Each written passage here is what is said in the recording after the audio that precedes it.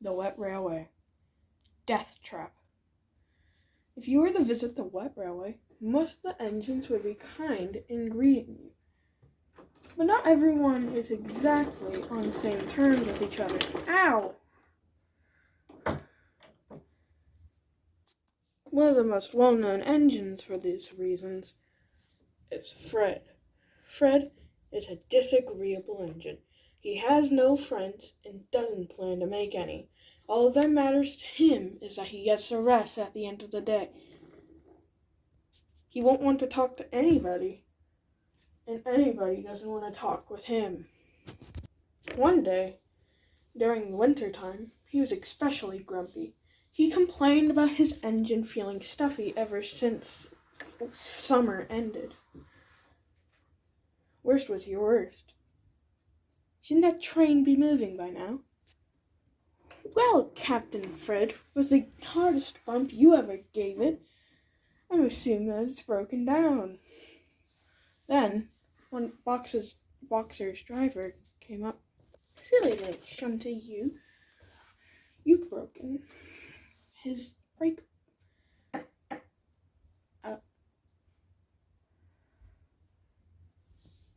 Did you have a brain fart or something? Did you break? I can't remember what you broken. Hold on, I'll have to go back. You've broken his injector. Train's grounded to a halt thanks to you. And I asked when. Goodness sake, Fred, just, you have some sort of aurora, Fred, that makes people lose their words or forget what they were talking about? Because that definitely seems to be happening. No, y'all just bad at English. And he rolled away. Well, that doesn't answer my question. Who's gonna help me? Bog Diesel? Not by myself. I may be bigger and stronger than you in every way, but I'm not better than you. I'll be back, Stumpy.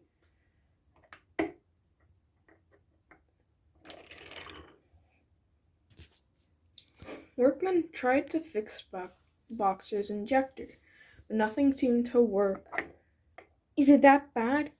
Yeah, it's busted in half. I thought buffets were there for a reason. Mr. Leroy was scolding Fred. I don't know what your stupid, idiot, moronic mind thought you were doing, but now you've delayed a very important goods train. One you will have to help with.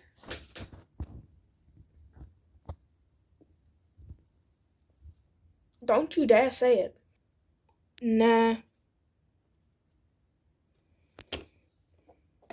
Oh, I don't know why I think kicking a big metal machine would ever work. Me neither. You know what? Go to your shed. Fine. Wait. Both Fred and Mr. Leroy had forgotten that at the end of the shed were buffers. What Fred had just done was damage all of the rolling stock and damage the foundation of the shed, making it unusable.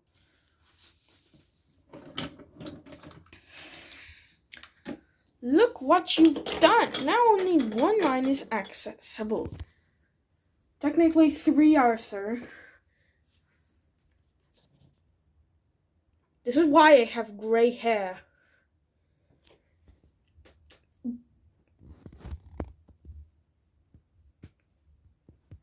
Do you realize what you just fallen into? Now why? You have gray hair. You have gray hair because you're old.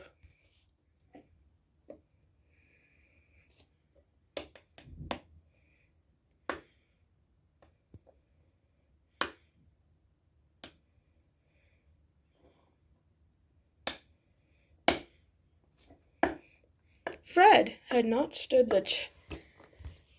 the knowledge to know what Mr. Sorry, excuse my English and grammar, which is apparently not with me today. I left it at school or something. Had failed to misunderstand how much pent-up anger Mr. Leroy had. I'm not going to be saying any of it, because I can't. A very tired Dexter is always rolled up. Emily had asked why you're so tired. Oh, me? Are you calling me old? Sorry we even stopped. Why, I never. That little engine, I ought to tell that. By the time Pog Diesel and Mr. Seven came back, they were figuring out how to remove the rolling stock safely without damaging the shed. What if we yoink it out? Not while I'm under it, you idiots. It might work.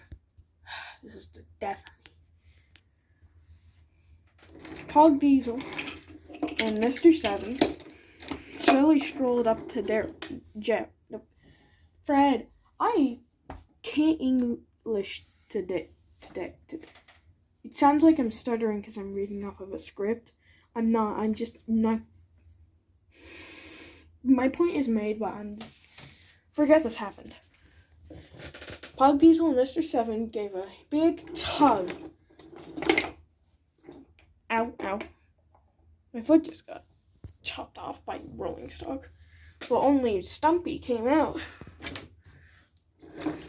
They put him back in, and workmen went in and coupled him up.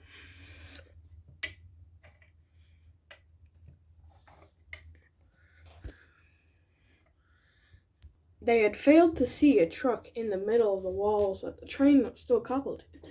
Another tug was given. Ah! Screamed Fred. You'll rip my wheels off. The shed shook ominously. Am I the only one seeing this isn't a good idea? You're going to rip the shed out. Oh no, it was a really crusty, dusty, musty old shed. The coupling snapped between Stumpy and Fred. They gave hard pushes and hard pulls, and only got one truck out.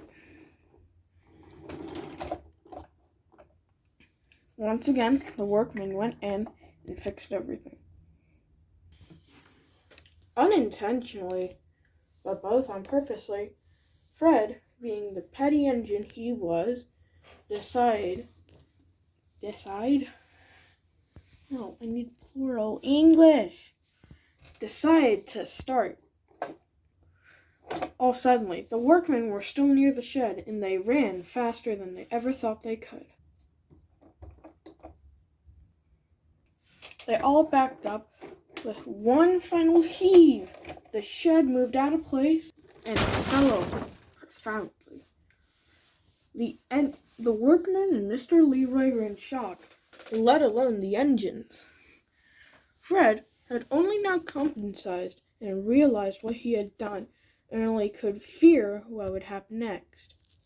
Besides the low quality of my camera, but whatever. Mr. Leroy turned slowly. I could start screaming at you, he said. But I feel at this point my vocal cords would die out before I had said everything I needed to say at you. Yes, sir. Where do I begin? Well, the maid sheds we had, maybe it wasn't a good one. It was one of those sheds we had.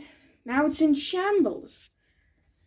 He's like a death trap, the workman said. I just wanted to drive my engine. This is insane. Yeah, I'm scared. You're scared, I'm hurt. Touché. That was visible English? You mean visible? Can you hear things? Can you see things? Yes and no.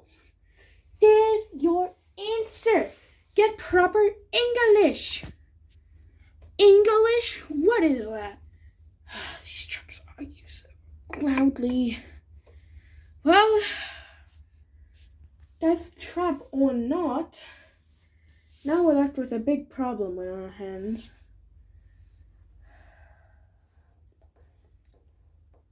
Mr. Leroy thought.